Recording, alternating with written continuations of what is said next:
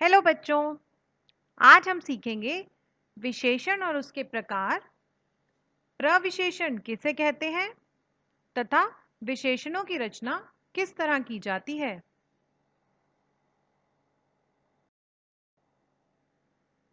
इसके लिए सबसे पहले हम देख लेते हैं कि विशेषण की परिभाषा क्या होती है।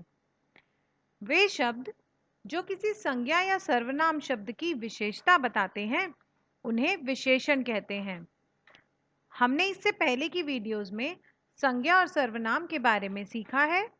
अगर आपने वो वीडियो नहीं देखा तो ऊपर आपके पास आई बटन में उन दोनों ही वीडियोस का बारी बारी लिंक आ रहा है, आप उन्हें भी देख सकते हैं। तो किसी संज्ञा या सर्वनाम शब्द की खासियत या विशेषता बताने वाले शब्दों को कहते हैं विशेषण। जैसे काली गाय अधिक दूध देती है। गाय कैसी है? काली। ये गाय की खासियत है कि वो काले रंग की है। और दूध कितना देती है? अधिक। तो काली गाय अधिक दूध देती है, यानी गाय की खासियत है कि वो काली है और दूध की खासियत है कि वो अधिक है, इसलिए काली और अधिक यहाँ विशेषण शब्द हैं। उसके बाद बुद्धिमान व्यक्ति अच्छा कार्य करता है। व्यक्ति कैसा है? बुद्धिमान। और वह कार्य कैसा करता है? अच्छा। उसके बाद यह एक कक्षा है, यहाँ 6 बच्चे बैठे हैं, तो कक्षा में 6 छात्र बैठे हैं। कितने छात्र? 6 छात्र। तो ये सभी विशेषण शब्द हैं।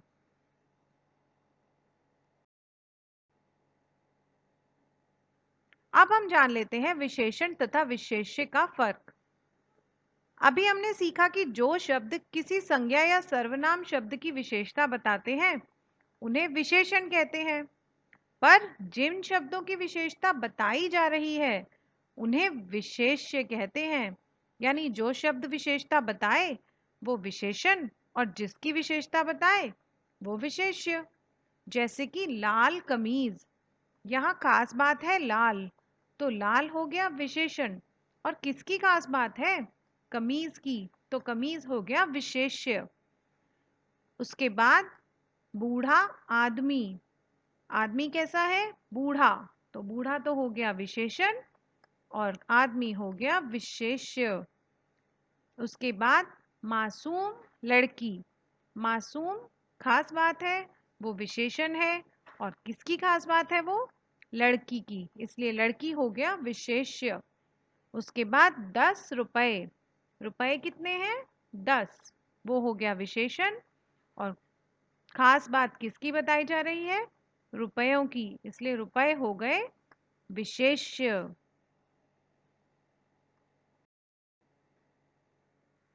अब देखते हैं विशेषण के अलग अलग प्रकार कौन कौन से हैं। विशेषण के 4 प्रकार होते हैं। पहला गुणवाचक विशेषण, दूसरा संख्यावाचक विशेषण, तीसरा परिमाणवाचक विशेषण और चौथा सार्वनामिक विशेषण। इस वीडियो में हम इन्हीं चारों के बारे में सीखेंगे। पहला विशेषण है गुणवाचक विशेषण। ये विशेषण किसी भी संज्ञा या सर्वनाम शब्द के गुण, दोष, रूप, रंग, आकार, स्वभाव, दशा आदि का बोध कराते हैं।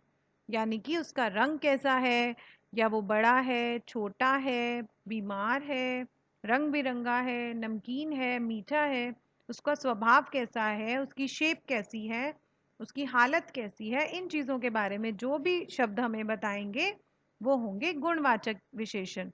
जैसे कि काला, सुंदर, विशाल, अच्छा, बीमार, गोल, नमकीन, रंग बिरंगा आदि। और इन्हें प्रयोग कैसे करेंगे? ईमानदार लड़का, लड़का कैसा है? ईमानदार। दयालु व्यक्ति, पुराना कुर्ता, सफेद कबूतर, खट्टा दही इत्यादि। रंग को भी हम गुणवाचक विशेषण में ही यूज करते हैं।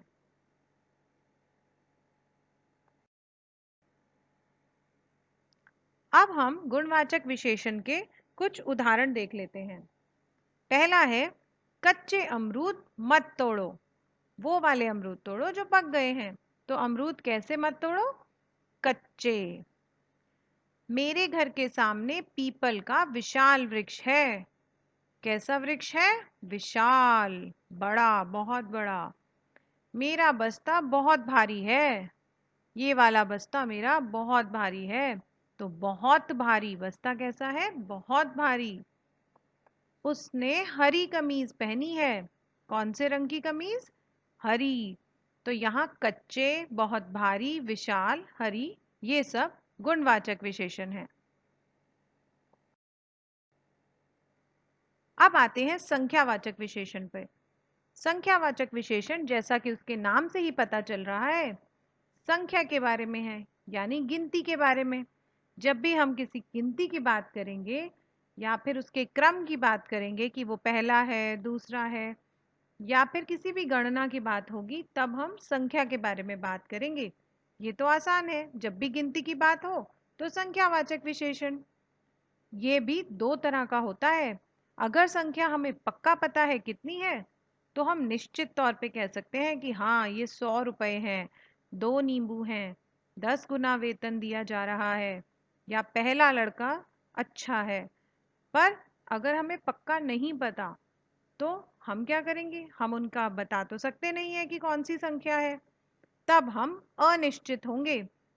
जैसे कि नीचे लिखा है, कुछ रुपए, थोड़े फल, सब व्यक्ति, कई बच्चे, बहुत सारे खिलौने इत्यादि। यहाँ हमें पता तो नहीं है कि कितने हैं, पर हम इन्हें गिन तो सकते हैं। अगर कुछ रुपए हैं मेरे हाथ में, वो गिने तो जा सकते हैं, पर मुझे पक्का नहीं पता कि वो कितने हैं।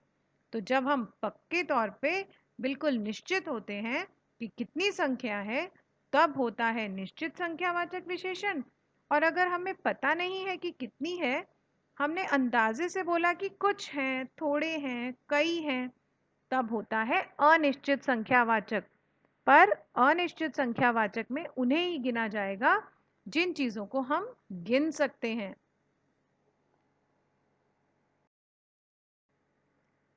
अब ये बात हम उदाहरण से समझते हैं। सबसे पहले निश्चित संख्यावाचक विशेषण के उदाहरण। पेड़ पर 4 तोते बैठे हैं। 1, 2, 3, 4। पेड़ पर कितने तोते बैठे हैं? 4। तो हमें पक्का पता है, हम निश्चित हैं, इसलिए 4 हो गया निश्चित संख्यावाचक।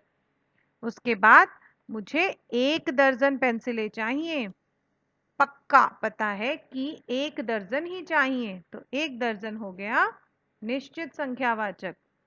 अब अनिश्चित संख्यावाचक पर आते हैं। सभी बच्चे कुर्सियों पर बैठ गए। हमने नहीं गिने कितने हैं, पर सभी बच्चे बैठ गए। मेरी गुल्लक में ढेर सारे पैसे हैं। मैं वो पैसे गिन तो सकती हूँ, पर मुझे पता नहीं है, तो मैंने कह दिया ढेर सारे। तो ये हो गया अनिश्चित संख्यावाचक विशेषण।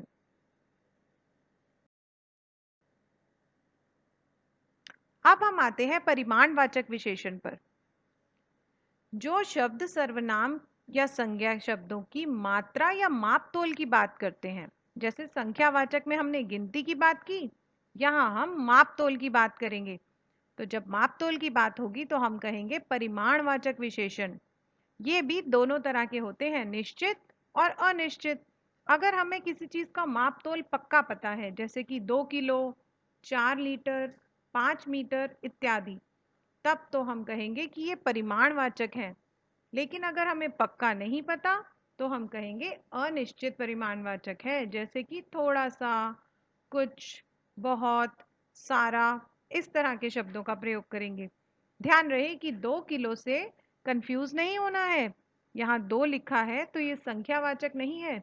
2 किलो, 4 लीटर, ये माप तोल की बात हो रही है। या तो हम यहाँ नाप रहे हैं या फिर हम यहाँ तोल रहे हैं। तो जब माप तोल की बात होगी तो वो होगा परिमाणवाचक विशेषण।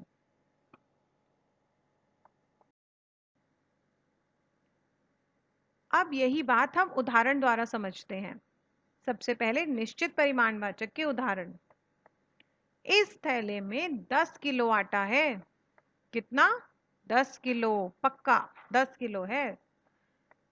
बच्चों को प्रतिदिन 1 लीटर दूध अवश्य पीना चाहिए।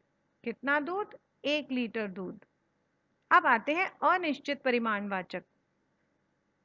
तुमने सारा तेल गिरा दिया। तेल को हम तोल तो सकते हैं, पर गिरने के बाद हमने तोला नहीं, तो हमने कह दिया सारा। सारा शब्द हो गया अनिश्चित परिमाणवाचक। आज बहुत खाना खा लिया है। कितना खाना? बहुत खाना। बताया नहीं कि कितना माप तोल के, लेकिन हमने बोल दिया कि हमने बहुत खाना खा लिया, तो बहुत शब्द हो गया अनिश्चित परिमाणवाचक विशेषण। अब लास्ट वाले विशेषण पर आते हैं, जो है सार्वनामिक विशेषण। जब सर्वनाम शब्द संज्ञा शब्दों से पहले लगकर विशेषण का काम करते हैं तो उन्हें सार्वनामिक विशेषण कहते हैं। जैसे कि सर्वनाम शब्द होते हैं, उसी तरह ये भी सर्वनाम शब्दों से ही बने हैं, पर ये किसी भी सर्वनाम शब्द के पहले लगाए जाएंगे या संज्ञा शब्द के पहले लगाए जाएंगे। जैसे कि यह घर, कोई व्यक्ति, कुछ बातें, उस घर इत्यादि।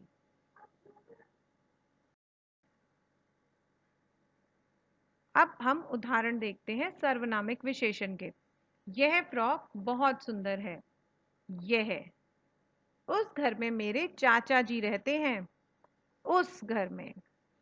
कोई पापा से मिलने आया है। कौन आया है? कोई। ये फल ताजे हैं। कौन से वाले? ये।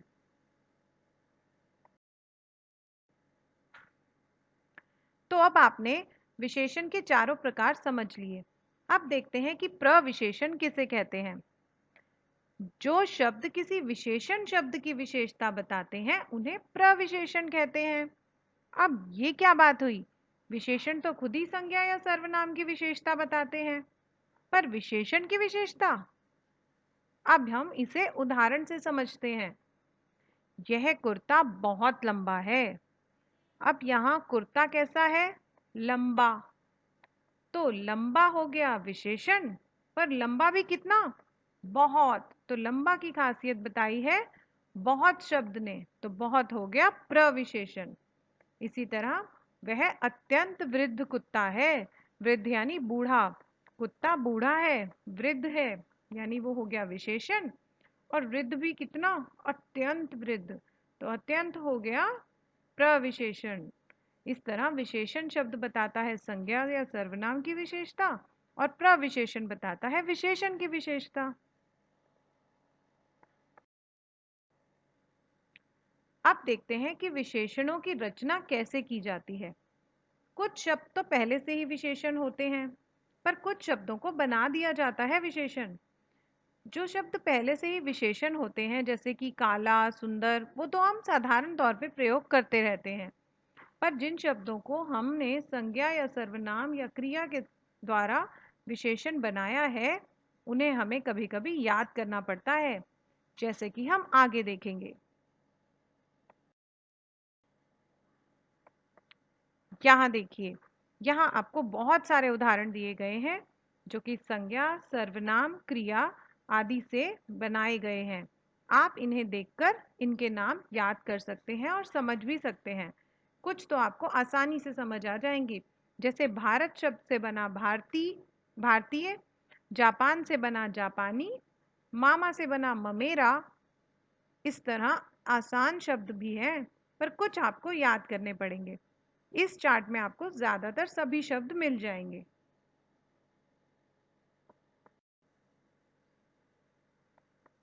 यहाँ पर दो वर्कशीट्स दी गई हैं, वर्कशीट 1 और वर्कशीट 2।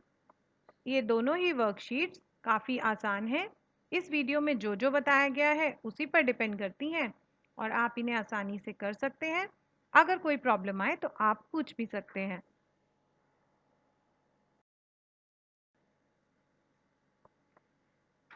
अब बारी आई वर्कशीट 3 और वर्कशीट 4 की। इसमें भी कुछ एक्टिविटीज़ विशेषण से रिलेटेड ही दी हुई हैं और कुछ प्रश्न उत्तर भी हैं।